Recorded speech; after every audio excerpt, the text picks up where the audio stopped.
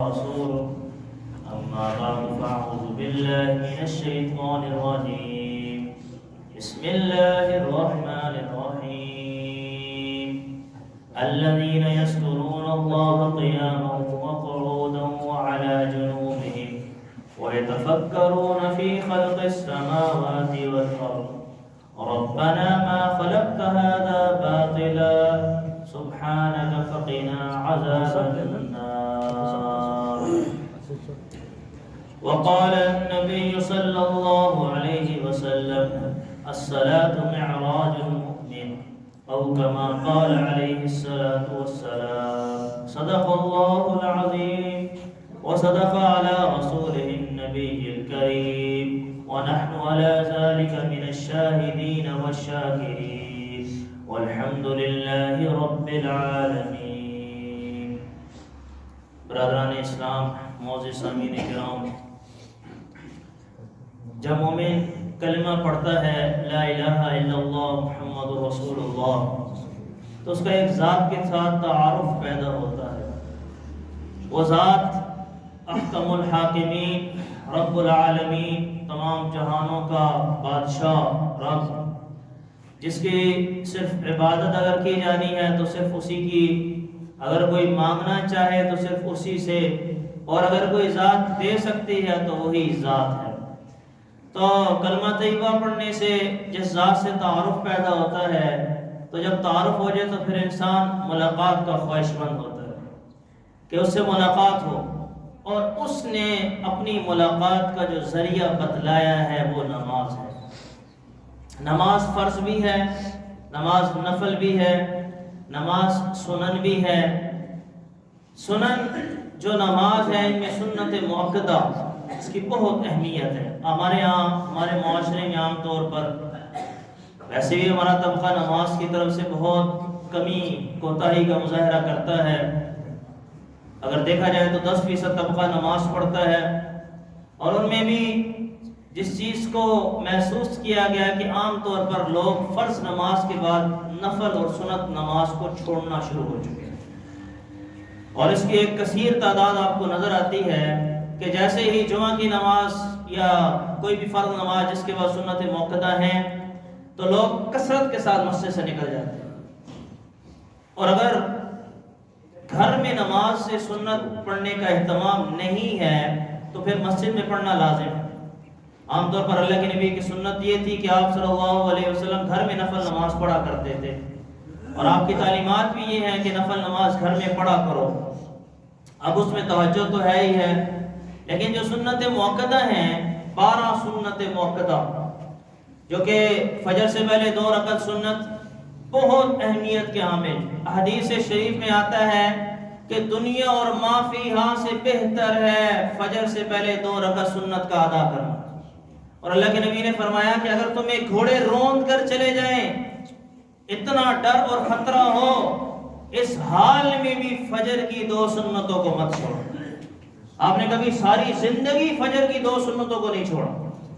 اور ہمارے عام طور پر کیا ہے کہ ہم عین وقت میں پہنچتے ہیں اور اس تڑپ میں ہوتے ہیں کہ نماز فرض مل جائے اور سنتوں کا وقت نہیں ملتا، اور وہ سنتیں قضا ہو جاتی ہیں، اور فجر کی فات فوراً طور پر آپ ان کو ادا نہیں کر سکتے جب تک کہ سورج نکل آئے. اس میں بھی محدثین فقہا فرماتے ہیں کہ ان کی قضا نہیں ہے. کچھ نے تو یہ کہا قضا نہیں ہے، کچھ نے کہا کہ چونکہ انسان گناہگار ہونے سے بچنے کے لیے طلوع کے بعد جب اشراق کا وقت ہو تو ان کو ادا کر لے، لیکن ان کی تاکید اس قدر زیادہ آئی ہے. پھر اس کے بعد ظہر سے پہلے کی 4 سنتیں، مغرب کے بعد کی 2 سنتیں موقدہ بتا، اور عشاء کے بعد یہ 12 رکعت. ترمذی شریف کی حدیث ہے کہ جس شخص نے یہ 12 رکعات سنت، نفل کے حکم ہے، سنت موقدہ پڑھ لی، اللہ اس کے لیے جنت میں گھر کی ضمانت دیتا ہے. اس کے لیے جنت کے اندر اللہ گھر بنائے گا. اگر جنت میں گھر میں بن جائے تو اس سے بڑی سعادت کیا ہے؟ آج دنیا میں انسان ایک چھوٹا سا گھر نہیں بنا سکتا، 5 مرلے کا گھر بنانے کے لیے قرض لیتا ہے اور اپنا پیٹ کاٹ کر خوار کر کے اپنا گھر بناتا ہے جو کہ عارضی ہے. اس کو پتہ نہیں ہے کتنا عرصہ یہاں رہنا ہے. شداد نے دنیا میں جنت بنا لی، دنیا میں جنت بنا کر جب اس کا معائنہ کرنے گیا، پہلے نہیں گیا دیکھنے، اور 70,000 مصاحبین کے ساتھ وہ اپنی جنت کو دیکھنے گیا تو ایک قدم اندر تھا ایک باہر تھا، اللہ نے اسرائیل کو حکم دیا جا روح قبض کر۔ اور تاریخ میں یہ بات آتی ہے کہ سمندر میں ایک کشتی پردبار ختم ہو گئی اور ایک تختہ رہ گیا، اس میں ایک بچہ اور ایک ماں رہ گئی، تو اس کو کوئی سہارا بظاہر نظر نہیں آ رہا۔ اللہ نے اسرائیل کو حکم دیا جاؤ جا کر اس کی ماں کی روح قبض کر رہا۔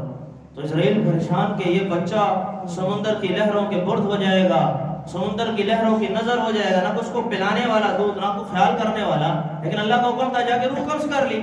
اور اللہ کا نظام چلا، وہ تختہ لگا، کسی قبیلے نے اس بچے کو اٹھایا، پالا پوسا بڑا کیا، تو اللہ نے اس کو صلاحیت دی تھی وہ زمین کے خزانوں کو دیکھتا، اور وہ بڑا ہو کر پھر یہ بادشاہ بنا۔ پھر اسی بچے نے جنت بنائی، اور جنت کے عین دروازے پر اللہ نے اس کی روح قبض کرنے کا حکم دیا۔ یہ وہی شداد تھا جو بچپن میں اتنا لاوارث تھا کہ کوئی سنبھالنے والا نہیں تھا، اور اللہ نے اس کو ایسی جگہ پر پہنچایا اور پھر بھی اللہ کا نافرمان بنا، اللہ کا نافرمان بنا، اللہ کو چیلنج کیا۔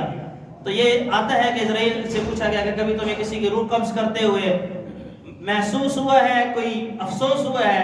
تو کہا ہاں، دو جگہوں پہ افسوس ہوا، ایک یہ بچہ اور ایک وہ شداد۔ تو اللہ نے کہا تو نے ایک ہی بچے کے لیے ایک ہی روح پر 2 دفعہ ترس کھایا ہے۔ تو اتنا عارضی دنیا میں انسان گھر نہیں بنا سکتا۔ اللہ کے نبی فرما رہے ہیں کہ اللہ نے وعدہ کیا ہے کہ تم 12 رکعتیں موقدہ پڑھ لو، جنت میں تمہارا گھر ہے۔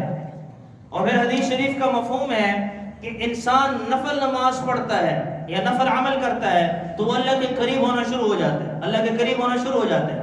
نفل نماز سے انسان اللہ کا قرب حاصل کرتا ہے۔ فرض تو آپ نے ادا کرنا ہے، نہیں ادا کریں گے تو پکڑ ہے۔ اصل تو پتہ نفل میں چلتا ہے محبت کتنی ہے، اصل تو مزہ تہجد پہ پتہ چلتا ہے۔ عشق کا امتحان تہجد کی نماز ہے۔